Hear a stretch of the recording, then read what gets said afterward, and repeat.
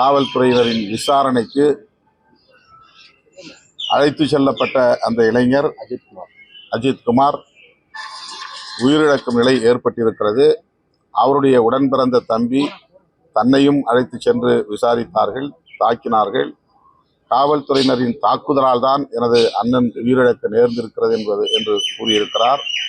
அந்த பகுதியை சார்ந்த பொதுமக்களும் இதற்கு கடுமையான எதிர்ப்பை தெரிவித்திருக்கிறார்கள். அதிகாரிகள், அதாவது சம்பந்தப்பட்டவர்கள் இடைநீக்கம் செய்யப்பட்டிருப்பது சற்று ஆறுதலை அளிக்கிறது. அதே வேளையில் அவர்கள் மீது உரிய சட்டப்படி நடவடிக்கை எடுக்க வேண்டும், கடும் நடவடிக்கை எடுக்க வேண்டும். புலன் விசாரணையில் இப்படி உயிரிழப்பு நேர்வதை தடுப்பதற்கு தமிழ்நாடு அரசு காவல்துறையினருக்கு உரிய வழிகாட்டுதல்களை தர வேண்டும். எந்த காரணத்தை முன்னிட்டும் கஸ்டோடியல் டெத் என்பது நிகழக்கூடாது. அதை அடுத்தடுத்து சம்பவங்கள் நிகழ்கிற போது நாம் சுட்டிக்காட்டி வருகிறோம்.